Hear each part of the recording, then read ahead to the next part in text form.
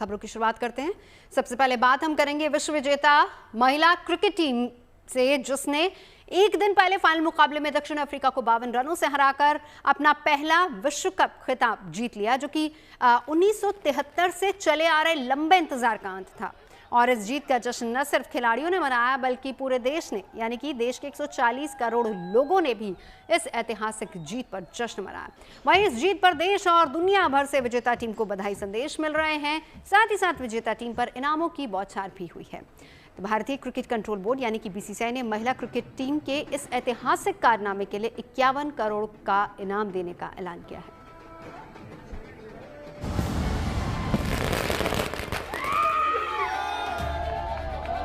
ये हमारी शेरनियां थी और ये बहुत प्राउडफुल मोमेंट है हम सबके लिए। बेटियों ने आज दिखा दिया है कि Indians can do anything in any field. बहनों ने कमाल करके दिखाया है और बताया है कि वो हमको गर्वान्वित करती रहेंगी इसी तरीके से। बहुत ही अच्छा खेले वो। इंडिया की और सारी लड़कियों को भी एनकरेज करता है कि हम क्रिकेट में ही और बाकी चीजों में भी इंडिया का नाम रोशन करें। जमकर आतिशबाजी भी हुई और मिठाई भी बांटी गई, ढोल नगाड़े भी बजे और तिरंगा लेकर लोग जमकर झूमे भी। ये जश्न बहुत खास है क्योंकि ये जश्न है उस ऐतिहासिक जीत का जिसे हासिल किया भारतीय महिला क्रिकेट टीम ने पहली बार वनडे वर्ल्ड कप जीतकर। कप्तान हरमनप्रीत कौर की अगुवाई वाली टीम ने फाइनल मुकाबले में दक्षिण अफ्रीका को 52 रनों से मात दी तो पूरा देश जश्न में डूब गया।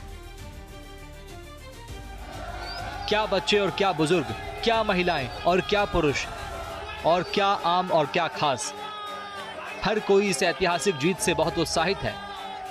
हर कोई अपने अपने अंदाज में इस जीत को सेलिब्रेट कर रहा है और विश्व विजेता टीम को बधाई दे रहा है।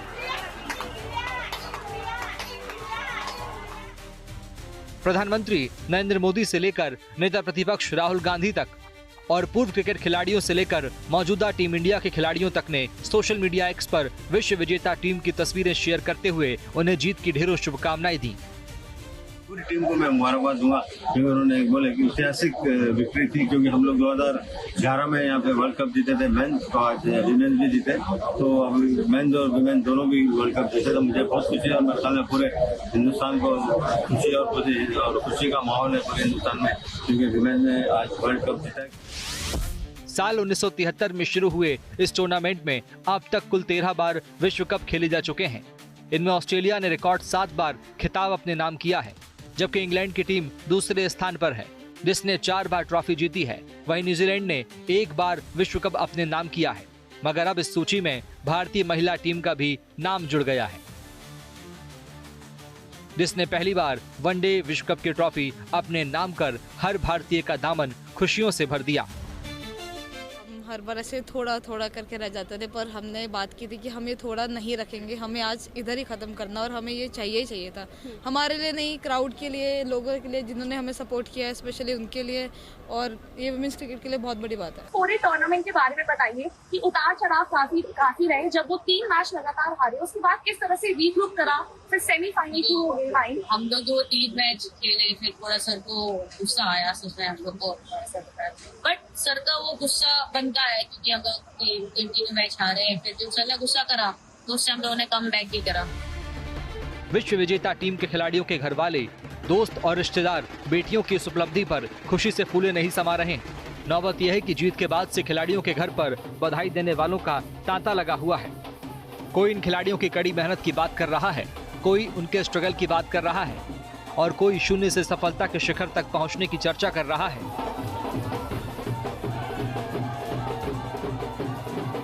अमनजोत की जर्नी बताइए, कैसे शुरुआत की क्रिकेट से, क्यों लगाव हुआ, ये क्या आपका सपना था या उनका सपना था? ये अमन का ही सपना था, अभी मैंने क्रिकेटर बनना है। वो कहते मेरे को खाना ना मिले, कपड़े अच्छे ना मिले, मैंने बस एक क्रिकेट मेरे को 24 घंटे खेला जाओ, मैं क्रिकेट खेलूं। बहुत ज्यादा खुशी है, देशवासियों को खुशी है, सारे हरियाणा बहुत अच्छा प्रदर्शन किया दीप्ति का आज। उसने मैच ऐसा लग रहा था हमें कि हारते हारते बचा लिया और उसका प्रदर्शन सर्वश्रेष्ठ प्रदर्शन रहा। बहुत खुशी हो रही है क्योंकि हमारी टीम इंडिया पहली बार वर्ल्ड कप जीती है और उसमें मेरी बहन है क्रांति, वो भी उस टीम का हिस्सा रही है और पहली बार उसने वर्ल्ड कप खेला और वो उस टीम वो जीत कर आई है, तो बहुत खुशी हो रही है। और हमारे देश की लड़कियां पहली बार वर्ल्ड कप जीता है तो उसकी खुशी बहुत हो रही है। और हमारे यहाँ सब मिठाई सब बांट रहे हैं, बाजे बाजे डांस करेंगे और सबको बहुत खुशी है। आप बस देखिए, उनका बहुत अच्छे से वेलकम भी करेंगे। इस ऐतिहासिक जीत के बाद महिला क्रिकेट टीम पर इनामों की बौछार हो रही है। विश्व विजेता टीम के लिए भारतीय क्रिकेट कंट्रोल बोर्ड यानी बीसीसीआई ने खजाना खोल दिया है। बोर्ड ने भारतीय टीम के खिलाड़ियों, कोचों और सपोर्ट स्टाफ के लिए 51 करोड़ रुपए के नकद इनाम का ऐलान किया है। वहीं आईसीसी की ओर से भारतीय टीम को विजेता बनने पर करीब 39 करोड़ रुपए मिले हैं। बीसीसीआई की तरफ से भी ये जीत के लिए हमारा जो टीम है उनका साथ जो कोचेस है और जो सिलेक्टर्स है, सारे प्लेयर्स, कोचेस और सिलेक्टर्स के लिए जिसका मेहनत से आज ये ट्रॉफी भारत को मिला है, इसके लिए बीसीसीआई बहुत छोटा एक अमाउंट देने के लिए जा रहा हूं। हम लोग उनके लिए 51 करोड़ का एक रिवॉर्ड अनाउंस करता हूं। ये जीत देश के खेल इतिहास का स्वर्णिम अध्याय बन गई है। टीम की कड़ी मेहनत, रणनीति और आत्मविश्वास ने यह साबित कर दिया कि अब महिला क्रिकेट केवल प्रेरणा नहीं बल्कि सफलता की नई परिभाषा बन चुकी है। मुंबई से खुशी गुप्ता और मोहाली से कमलजीत संधू के साथ bureau report, good news today.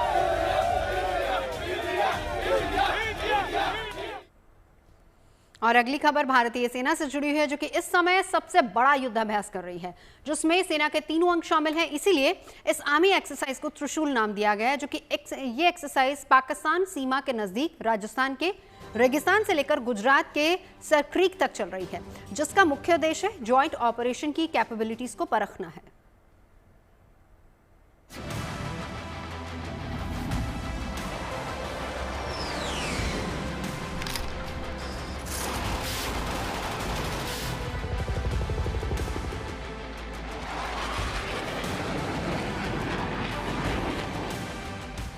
जमीन से लेकर आसमान और समुद्र तक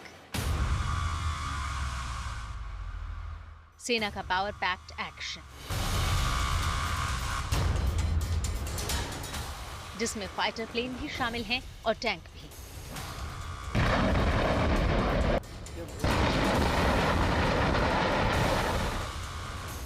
जंगी जहाज भी शामिल हैं और घातक ड्रोन भी।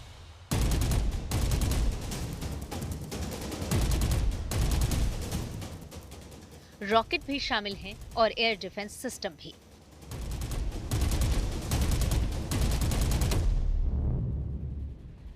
ना तो ये युद्ध का कोई मोर्चा है और ना ही ये कोई स्पेशल ऑपरेशन है, बल्कि ये है भारतीय सेना का सबसे बड़ा युद्धाभ्यास, जो किया जा रहा है नौसेना की अगुवाई में, जिसमें थल सेना और वायुसेना भी हिस्सा ले रही है।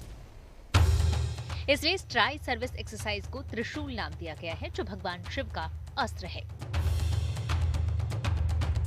बताया जा रहा है कि ट्राई सर्विस एक्सरसाइज में सेना के 30,000 से ज्यादा जवान हिस्सा ले रहे हैं, जो कुछ इस अंदाज में इन दिनों अपने युद्ध कौशल को धार देने में जुटे हैं। एक्सरसाइज त्रिशूल में भारत की सेना, नौसेना और वायुसेना तीनों ही अपनी पूरी ताकत के साथ शामिल हो रही हैं। भारतीय नौसेना के वेस्टर्न नेवल कमांड ने नॉर्दर्न अरेबियन सी में अपनी 25 युद्धपोतों के साथ अपनी पूरी ताकत झोंकी है। वहीं भारतीय वायुसेना के लगभग 45 फाइटर जेट्स एक्सरसाइज त्रिशूल का हिस्सा बन रहे हैं। अगर भारतीय सेना की बात की जाए, लगभग 30,000 सैनिक इसमें हिस्सा ले रहे हैं। और अगर इसके पूरे एरिया की बात की जाए तो गुजरात के सरक्रीक से लेकर राजस्थान के रेगिस्तान तक इस पूरी एक्सरसाइज में भारत अपनी पूरी ताकत और जितने भी आधुनिक उपकरण हैं उनका इस्तेमाल करेगा और वो और परखा जा सके। The Indian Navy is the lead service this year for a tri-services exercise which has started and will run over the next few days. The aim, of course, is to improve joint action, joint operations, and recent experiences have revealed to us the very, very significant importance of being able to operate together between the three defense forces. We have set this scene off the west coast of India and within the hinterland of the western part of India, and our aim is to be able to see how we can further operational coordination amongst the Army, the Navy and the Air Force. बड़ी बात ये भी है कि operation सिंदूर के बाद पहली बार तीनों सेनाएं मिलकर इस तरह का बड़ा युद्धाभ्यास कर रही हैं, जिसमें भविष्य की युद्ध परिस्थितियों को ध्यान में रखते हुए नई चुनौतियों से निपटने और तकनीकों को परखने पर ज्यादा जोर दिया जा रहा है। मौजूदा हालात में रक्षा विशेषज्ञ भी इस ट्राई सर्विस एक्सरसाइज को काफी अहम मान रहे हैं।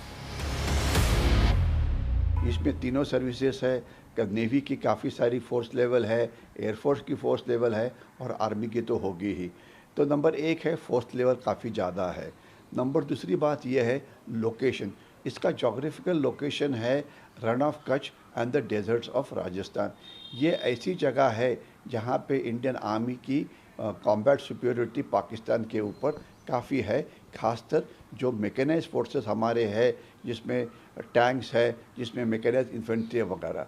तीसरी बात यह है कि हमारी जो नेवी है कंपैरेटिवली पाकिस्तान की तुलना में काफ़ी ज़्यादा स्ट्रॉन्ग है। एक मैसेज है पाकिस्तान के लिए कि अगर पाकिस्तान हमारे खिलाफ कोई मिसचिफ करता है, यानी कि दहशतवादी हमला वगैरह, तो उनको जो जवाब है ये कन्वेंशनल फोर्सेस के द्वारा बड़ा कड़ा दिया जाएगा। और ये मैसेज केवल पाकिस्तान के लिए ही नहीं है, बाकी पाकिस्तान के दोस्त है चाइना, पाकिस्तान के और सारे दोस्त हैं और बाकी पूरी दुनिया को भी है कि अगर ज़रूरत पड़े तो हम हमारी जो कन्वेंशनल सुपीरियरिटी है पाकिस्तान के ऊपर, इसका इस्तेमाल करने में हम नहीं डरेंगे। 30 अक्टूबर से शुरू हुई ये एक्सरसाइज पश्चिमी सीमा पर हो रही है, जो पाकिस्तान के साथ लगती है। लिहाजा पाकिस्तान भारतीय सेना के इस अभ्यास से खौफजदा है और उसने इसकी वजह से हवाई क्षेत्र बंद कर दिया है और समुद्री चेतावनी भी जारी की है। अब तक का सबसे बड़ा संयुक्त युद्धाभ्यास न सिर्फ एक चेतावनी है पाकिस्तान के लिए, बल्कि भारतीय सशक्त सेनाओं में बढ़ती सिनर्जी का भी ये एक प्रतीक है। यानी एक्सरसाइज त्रिशूल एक वार्निंग भी है और एक तैयारी भी। कैमरा पर्सन कृपाल सिंह के साथ Shivani Sharma, good news today के लिए, दिल्ली से। और अब बात आस्था, आध्यात्मिकता और मोक्ष से जुड़े उस मेले की जिसे मिनी महाकुंभ भी कहा जा रहा है। उत्तर प्रदेश के हापुड़ के गढ़ मुक्तेश्वर में गंगा के तट पर सनातन परंपरा के लगातार दर्शन हो रहे हैं। वैदिक मंत्रोच्चार के बीच गढ़गंगा मेले का आनंद लेने हजारों लाखों की संख्या में श्रद्धालु यहां पर पहुंच रहे हैं। कार्तिक पूर्णिमा में गढ़गंगा के किनारे आयोजित होने वाले गंगा स्नान मेले का इतिहास महाभारत काल से जुड़ा माना जाता है और पौराणिक मान्यता है कि महाभारत के युद्ध के बाद भगवान कृष्ण पांडवों को साथ लेकर गढ़गंगा के किनारे आए थे, जहां पर उन्होंने कई दिनों तक पड़ाव डाला और दीपदान समेत दूसरे धार्मिक अनुष्ठान संपन्न कराए। तब जाकर पांडवों का व्याकुल मन शांत हुआ था और राजपाट संभालने को लेकर खुद तैयार हो गए थे।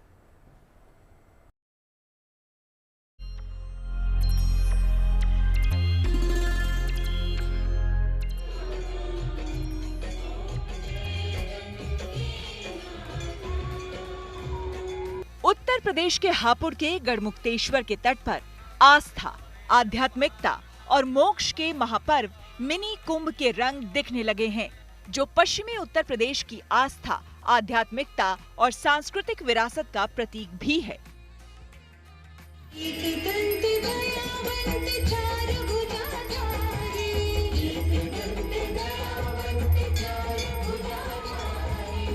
कार्तिक पूर्णिमा पर आयोजित होने वाले मिनी कुंभ के धार्मिक महत्व के बीच यहाँ लगने वाला मेला सांस्कृतिक और आम जनजीवन का एक अहम हिस्सा है।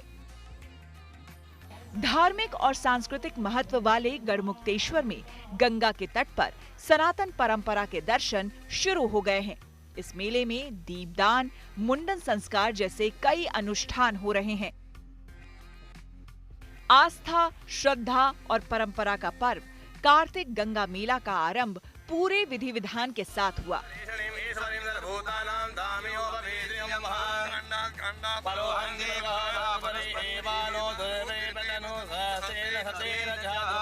वैदिक मंत्रोच्चार के बीच गंगा मैया की विशेष आरती की गई।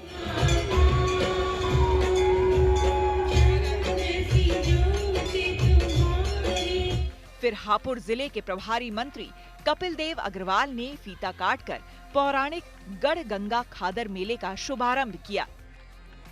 इसके बाद शांति के प्रतीक गुब्बारे हवा में छोड़कर गंगा तट पर हवन पूजन भी हुआ।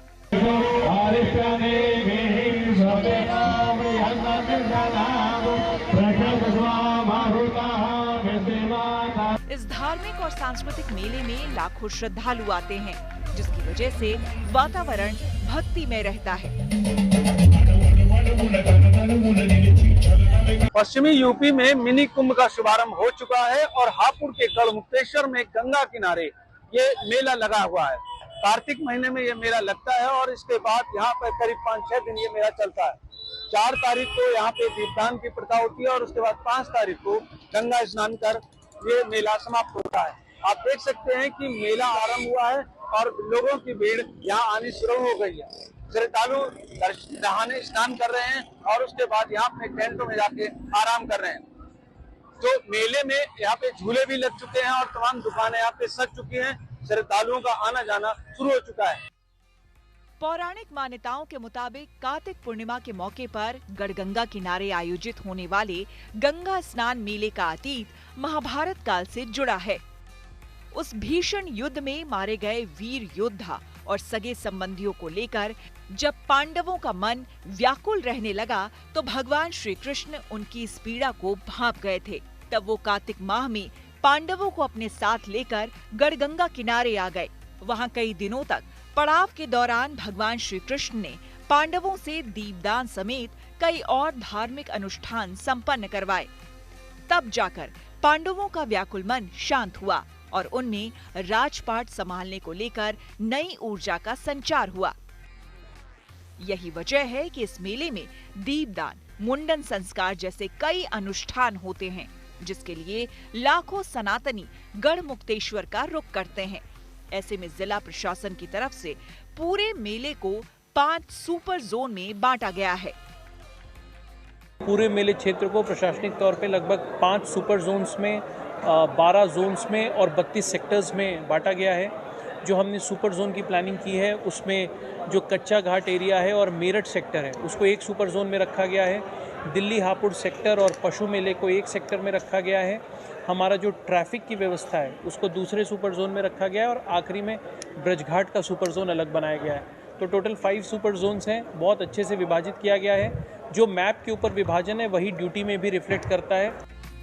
कार्तिक पूर्णिमा के उपलक्ष्य में हर साल आयोजित होने वाले गढ़गंगा मेले में इस बार रिकॉर्ड तोड़ भीड़ जुटने की संभावना है। 40 लाख से ज्यादा सनातनियों के आने का अनुमान लगाया जा रहा है। ऐसे में श्रद्धालुओं के साथ दुकानदारों की सुरक्षा और सुविधा के लिए भी पुख्ता इंतजाम किए गए हैं, जिनमें सुरक्षित और सुगम मेले के लिए फायर स्टेशन बनाने पर सबसे ज्यादा फोकस है। देखिए, हर पुलिस स्टेशन पे हमने साथ में एक फायर स्टेशन भी स्थापित किया है। इसके अलावा 2 डेडिकेटेड फायर स्टेशंस मेला क्षेत्र में बनाए गए हैं। घाट्स पे पंप्स लगाए गए हैं। जो हमारे बड़ी फायर की टेंडर्स हैं वो भी उपलब्ध रहेंगी। लगभग 16 छोटी टेंडर्स उपलब्ध रहेंगी। इसी प्रकार बाइक टेंडर्स भी उपलब्ध रहेंगी। हर साल की तरह इस बार भी मेला में सांस्कृतिक कार्यक्रमों का आयोजन हो रहा है। 4 से 6 नवंबर तक श्रद्धालुओं के मनोरंजन के लिए कठपुतली नृत्य, जादू के खेल, रासलीला और दूसरी पारंपरिक कार्यक्रम का भी आयोजन शामिल है, ताकि गढ़गंगा खादर मेले से जुड़ा ये विशाल धार्मिक और सांस्कृतिक उत्सव लाखों श्रद्धालुओं के लिए यादगार अनुभव रहे। हापुड़ से देवेंद्र कुमार शर्मा के साथ bureau report, good news today. खबरें सच्ची होनी चाहिए, अच्छी खुद ब खुद लगती है। Navjot Randhawa signing off. आप सुनते रहिए गुड न्यूज, देखते रहिए गुड न्यूज टुडे।